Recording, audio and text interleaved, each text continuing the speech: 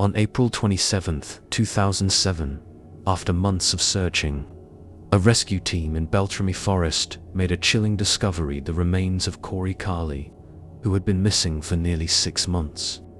His body looked like it had been cut clean in half. The upper half was completely gone, while his legs were severely decomposed. Bones were scattered nearby, bleached white by exposure. The initial investigation suggested Corey had been brutally dismembered before his death. But what made the case even stranger were the eerie photos found on his camera. Let's go back to October 16, 2006. Corey, 38 years old, and his friend James Fried planned a hunting trip to Minnesota's Beltrami Forest. If you go 16 miles further north from the forest, you'd reach Lake of the Woods, America's 6th largest freshwater lake, right at the Canadian border. This area is a maze of lakes and peat bogs. The terrain is so rugged and swampy that even experienced hunters can get lost. Corey and James brought everything they needed for the trip, including James' yellow hunting dog. The forest had its share of white-tailed deer and moose, but most hunters came here for grouse. Beltrami is Minnesota's 2nd largest forest, full of rivers and interwoven lakes. To keep people safe, park officials had put up warning signs, telling hunters to avoid nighttime activities.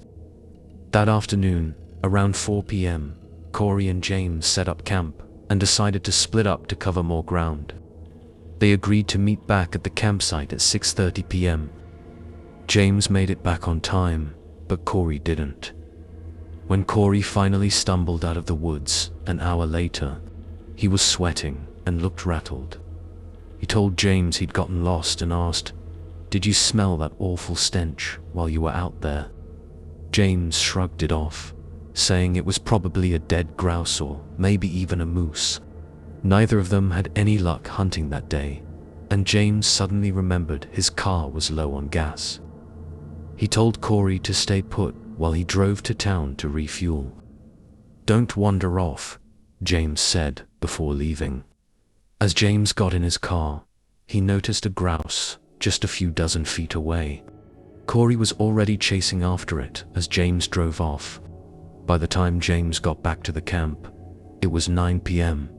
He expected Corey to be there, maybe cooking dinner, but the campsite was pitch black.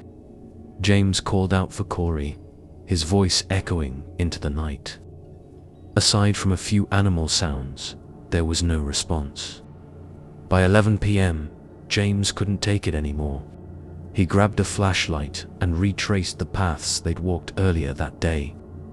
He walked 4 miles, soaking wet from the dew, until he realized something terrible might have happened to Corey. Fearing for his safety, James decided to head back. On his way to find help, he ran into 2 strangers' tall, intimidating figures standing in the dark woods. James couldn't see the strangers' faces clearly in the dark, but he could smell a strong foul odor coming from them. They weren't carrying guns, which struck James as odd for anyone out here in a hunting area.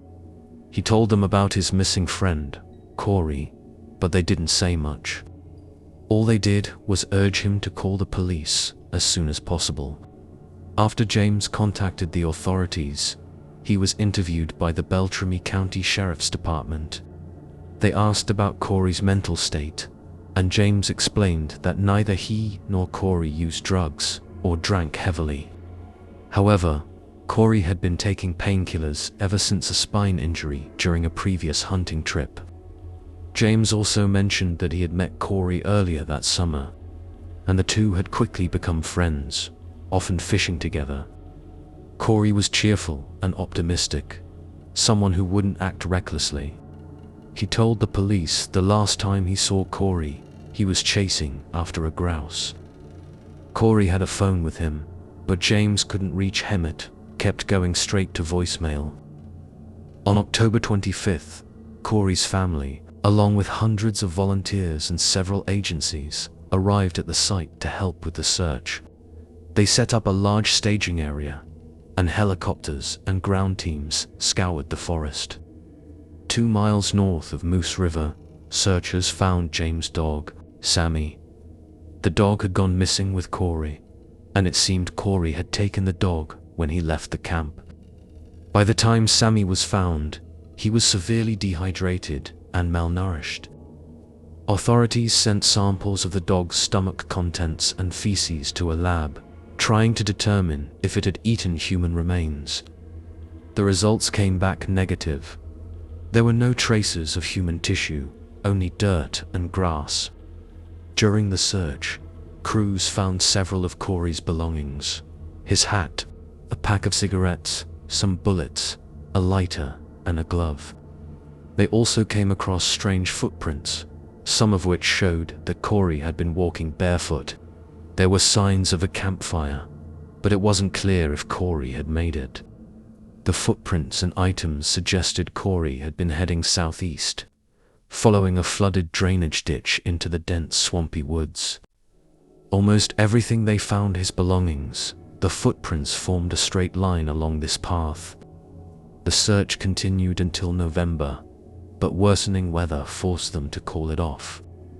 On April 27, 2007, after the snow had melted, Beltrami County resumed the search with the help of 5 K9 units. A helicopter spotted Corey's remains in a cold, swampy forest.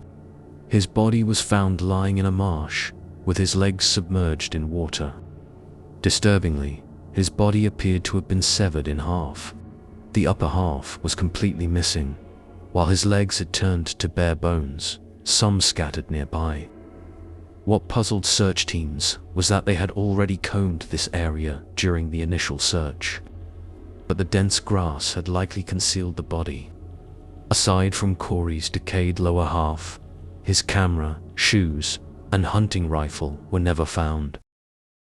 The autopsy revealed that Corey's bones had been gnawed on by animals.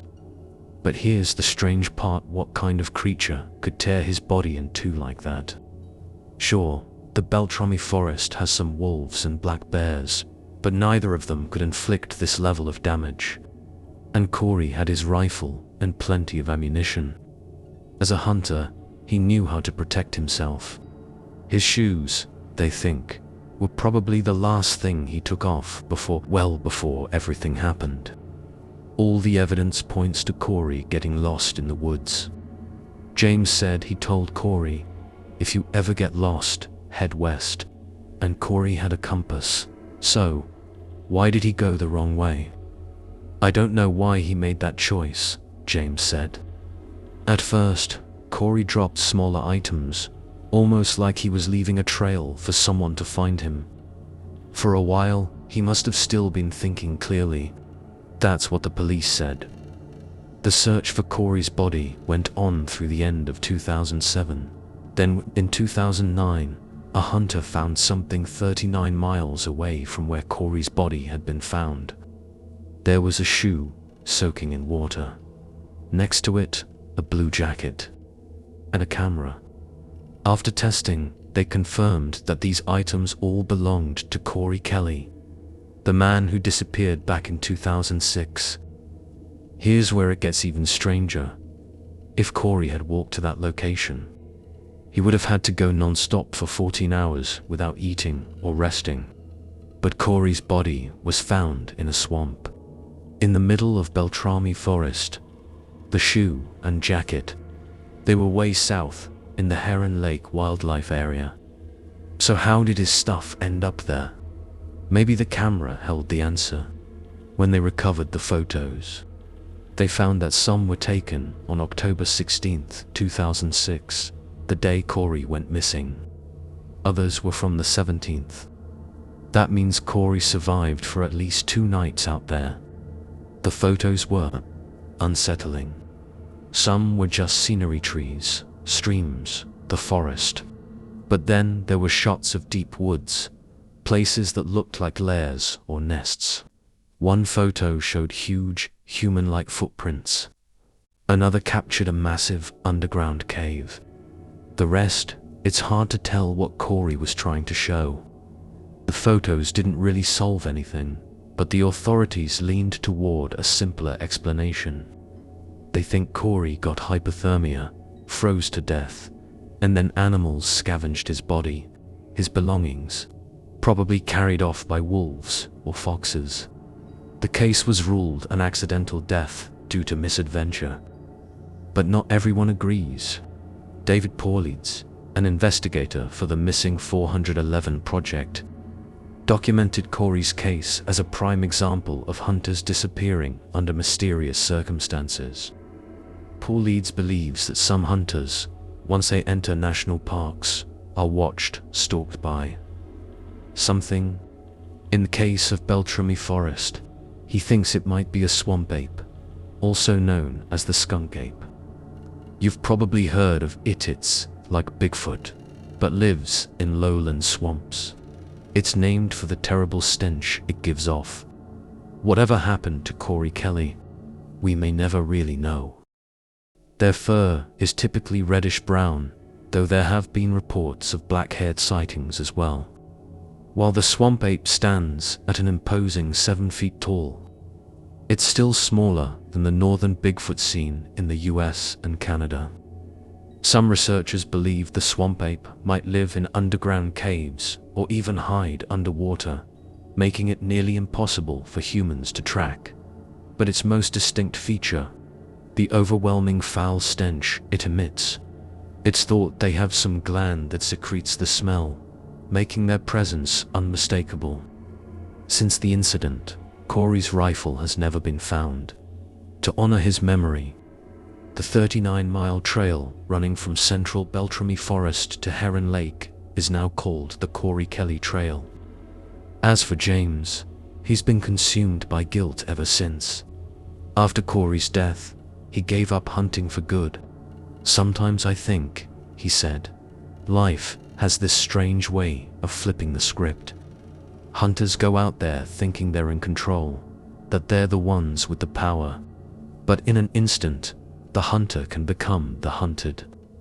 The search for Corey Kelly was massive. 62 organizations, 2 countries working together, 6,500 hours spent, and hundreds of volunteers involved.